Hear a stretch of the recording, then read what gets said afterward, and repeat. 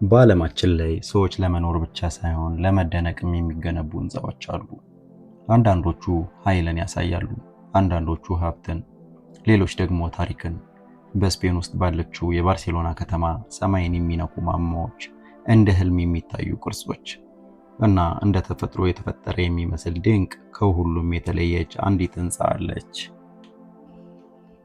ሰማይን የምትነካ እንደ ህልም የምትታይ እንደ ተፈጥሮ የተፈጠረች የምትመስል ይህች ሕንፃ ሳግራዳ ፋሚሊያ ናት። ከ140 ዓመታት በላይ ሲገነባ የቆየች ዛሬም ድረስ በግንባታ ላይ ያለች በዓለም ላይ በጣም ከሚያስደንቁ ሕንፃዎች አንዷ ናት። 1800ዎቹ መጨረሻ ባርሴሎና በፍጥነት እያደገች ነበር።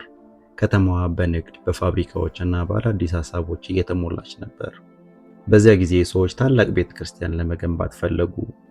ቤተክርስቲያኑ የከተማዋ መንፈሳዊ ምልክት እንዲሆን ታስቦ ነበር እና በ1882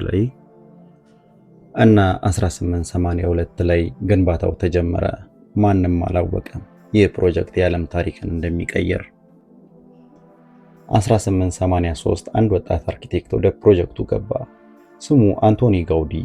በዚያን ጊዜ ጋውዲ በጣም ታዋቂ አልነበረም፣ ግን እሱ በጣም የተለየ ሰው ነበር። ሕንፃዎችን ከመጻፍ አይማርም ነበር፣ ተፈጥሮን ይመለከት ነበር። የዛፍ ስሮች፣ የአበቦች ቅርጽ፣ የባህር ማዕበሎች፣ እነዚህ ሁሉ ለሱ መምህራን ነበሩ። ጋውዲ እንዲህ ይል ነበር፣ በተፈጥሮ ውስጥ ስህተት የለም። እናም ሳግራዳ ፋሚሊያን እንደ ተፈጥሮ ፈጠራት። ቀጥተኛ መስመሮች አይወድም። በፓርክ ውስጥ የሚገኙ ዛፎችን ይመለከት ነበር። ከዚያ እነዚያን ቅርጾች ወደ ሕንፃ ይቀይር ነበር።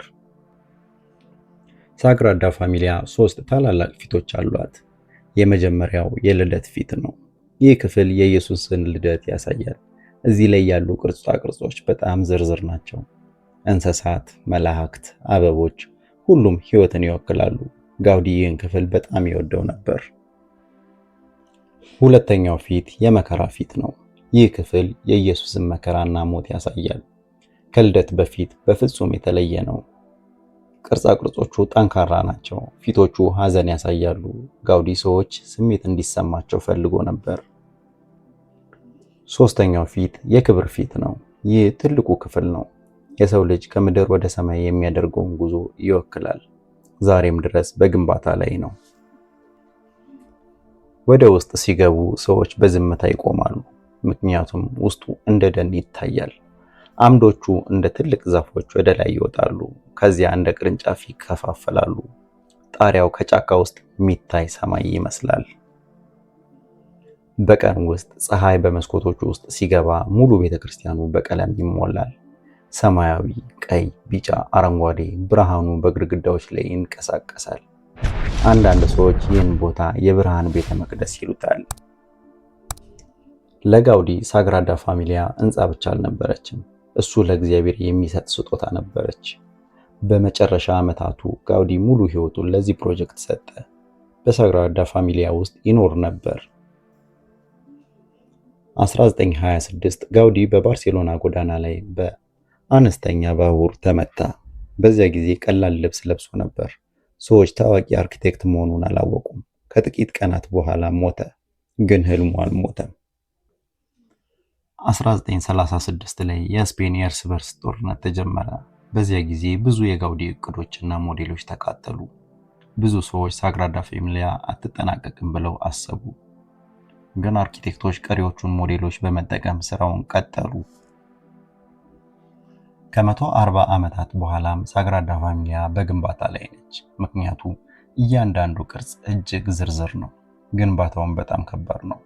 በተጨማሪ ሕንፃው በዋናነት በጎብኚዎች ትኬት ገቢ ይገነባል። ሲጠናቀቅ ሳግራዳ ፋሚሊያ 18 ማማዎች ይኖሯታል። 12ቱ ለሐዋርያት፣ 4ቱ ለወንጌላውያን፣ 1 ለድንግል ማርያም እና ትልቁ ማማ ለኢየሱስ ክርስቶስ ይሆናል። ከተማዋን በሙሉ ከላይ ይመለከታታል። ሳግራዳ ፋሚሊያ ድንጋይ ብቻ አይደለችም። እሷ የሰው ልጅ ህልም ናት፣ የእምነት ምልክት ናት፣ የፈጠራ ኃይል ናት። ከ100 ዓመታት በኋላም እየቀጠለ ነው። ይህ ነው የሳግራዳ ፋሚሊያ እውነተኛ ሚስጥር።